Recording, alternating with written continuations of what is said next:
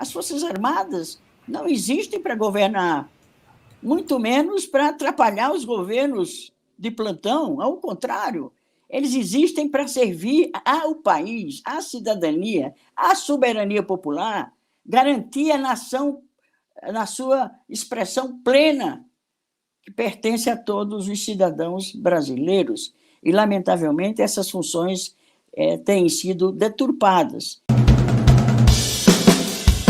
Eu queria começar pelo começo, assim. Erundina é uma das pessoas mais experientes na política brasileira hoje, né? E eu queria que ela falasse aqui para a nossa comunidade sobre como ela viu esse processo de golpe. Eu tenho chamado de golpe, Erundina. Foi um golpe derrotado, mas foi um golpe, né? Eles tinham um plano, né, inclusive de ocupação. Eles fizeram um decreto golpista para antes dessa ocupação. Eles tentaram explodir o aeroporto de Brasília, não deu certo. Eles fizeram o ensaio do golpe no dia 12 de dezembro. Eles ocuparam o Palácio, eles ocuparam a Suprema Corte, eles ocuparam o Congresso. Foram derrotados. E aí eu queria te ouvir se você concorda comigo, o que você acha, como você viu isso tudo e como você acha que a gente sai do outro lado do túnel depois de tudo isso que aconteceu. Olha, Rovai, o objetivo do ex-presidente não era, evidentemente, se reeleger mais uma vez presidente. O objetivo dele, desde o início, não só foi na fase, né, em que a sua condição de presidente estava sob ameaça no período eleitoral. Ele não tinha, né, esse projeto de se reeleger presidente. Ele tinha um projeto golpista, ele queria ser ditador do Brasil.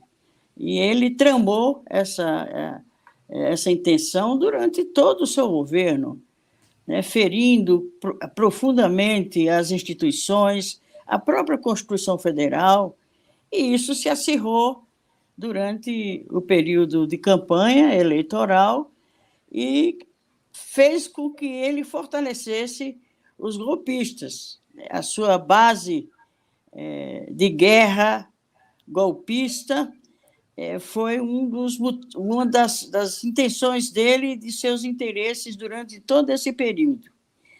Então, as instituições foram vilipendiadas, a Constituição Federal foi completamente destroçada em seus fundamentos, por omissão, inclusive, do presidente da Câmara, de algumas outras instituições, mas, sobretudo, do presidente da Câmara.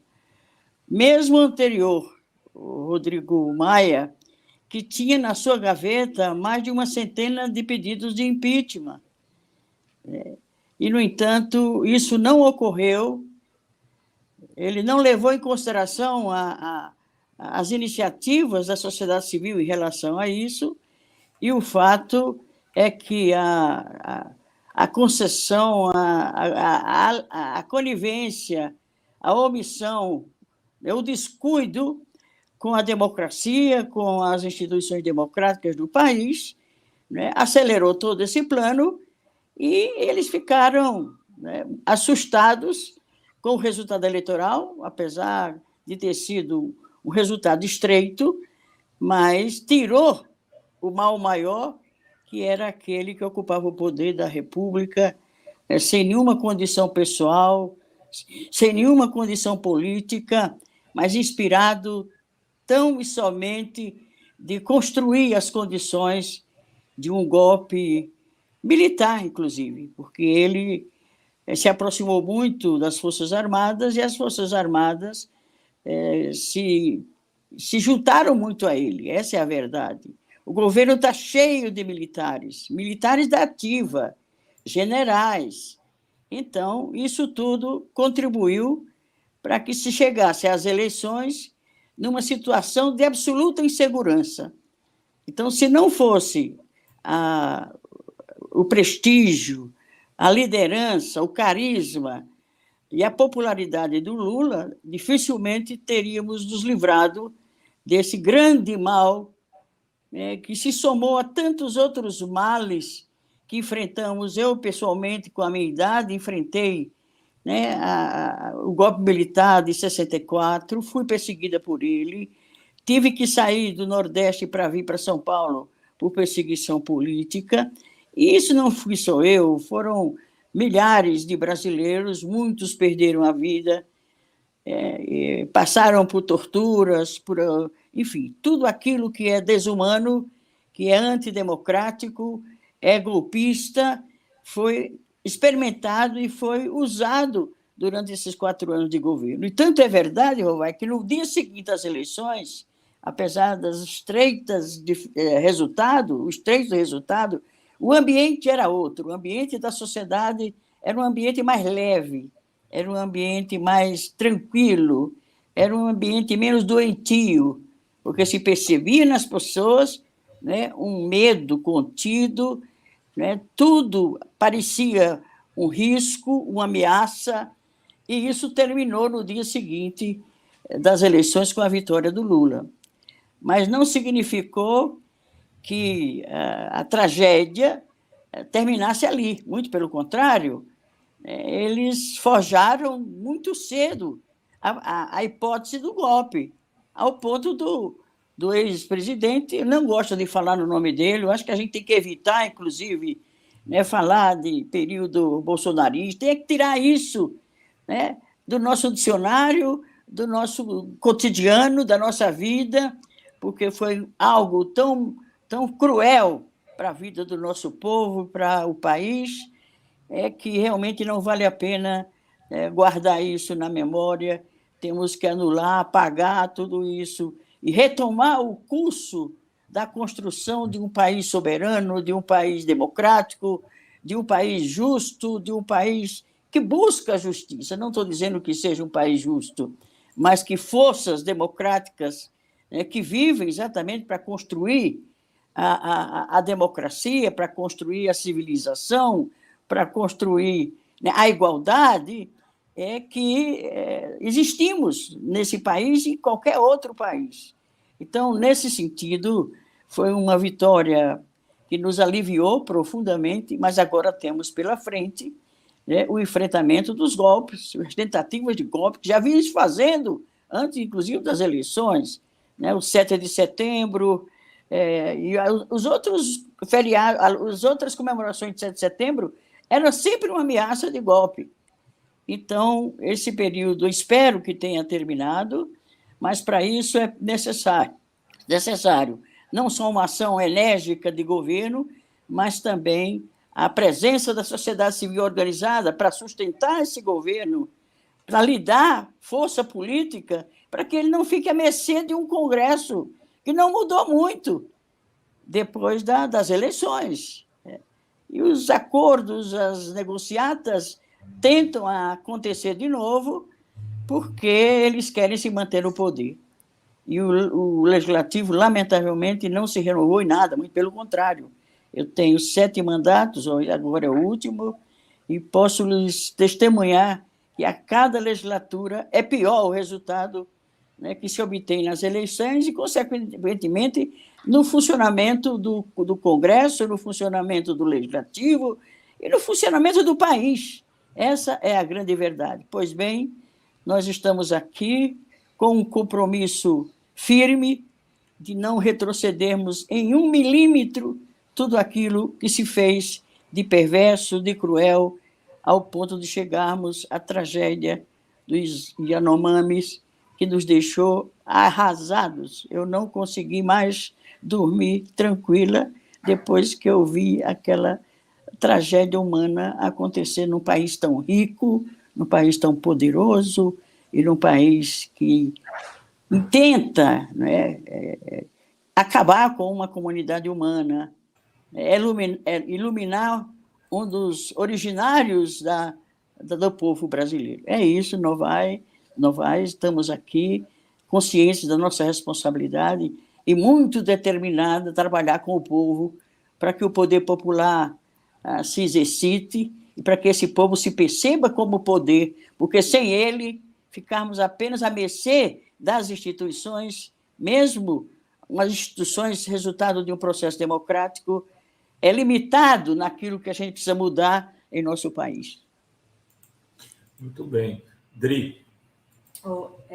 Erundina, a senhora falou sobre essa questão dos militares. Eu queria perguntar se não é preciso discutir uma reforma militar, porque a gente viu vários militares envolvidos, ou por omissão, ou, né, envolvidos nessa tentativa de golpe, nesse golpe.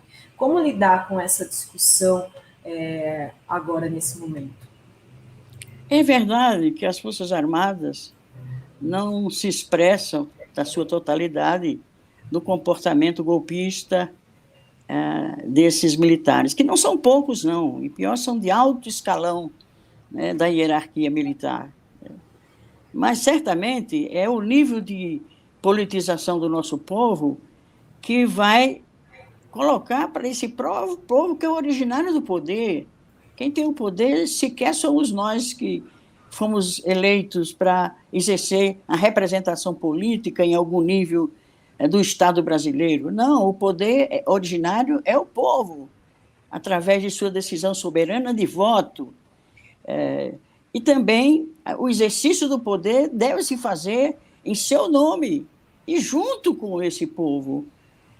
Eu estou decidida, nesse último mandato, de me dedicar muito mais à organização de setores populares, a ajudar a eles tomarem consciência da sua força, do seu poder, né, da sua cidadania política e exercê-la de fato.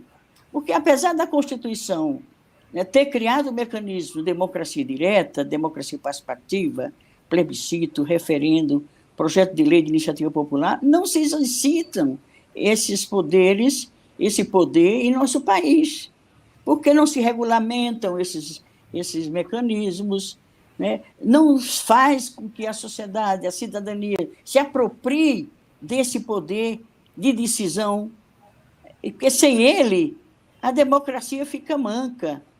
Só a democracia representativa não é o exercício pleno da democracia.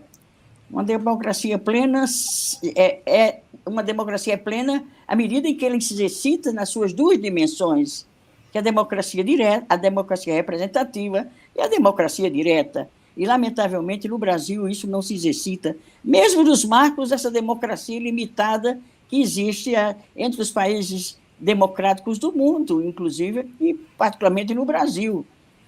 Pelo menos nesses outros países, a cada eleição se consulta a sociedade, os eleitores, sobre questões importantes, questões estratégicas da vida daquela nação, daquele povo, daquele Estado, enfim. No Brasil, nem isso ocorre. Para se promover, por exemplo, para se executar o projeto, o mecanismo de projeto de lei de iniciativa popular, é tanta exigência, é tanta complicação, que não se exercita, né? É inviável. Temos apenas um mecanismo, que é a Comissão de Legislação Participativa, que foi criada há algum tempo atrás, já há bastante anos, 25 anos já houve, mas é limitada por conta de não se exercitar de fato o poder, né? No caso, no âmbito do poder legislativo. Mas, lamentavelmente, a democracia direta, a democracia participativa, o exercício do poder popular real, nós não temos ainda.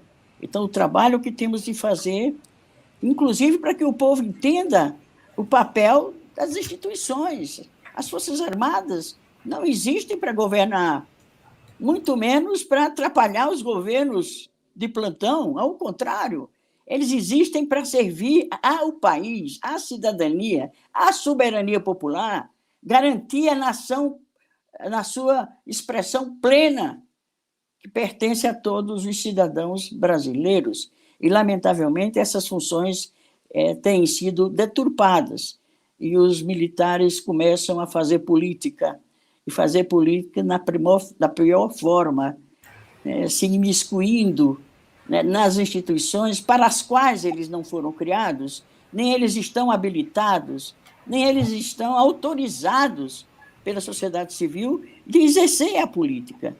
Portanto, há muito a se fazer. não é apenas uma reforma estrutural daquele poder. E eles não vão ter vontade de nenhuma para fazer isso, a não ser a sociedade civil se empoderando daquilo que é prerrogativa do povo, para, inclusive, estabelecer os limites, os marcos, constitucionais dessas instituições, inclusive das Forças Armadas. Está tudo muito distorcido, está tudo muito desarrumado. É preciso tomarmos nas mãos nossas, do povo, melhor orientado, melhor conscientizado, politizado, para que, de fato, existam as condições plenas para se exercitar plenamente a democracia em nosso país.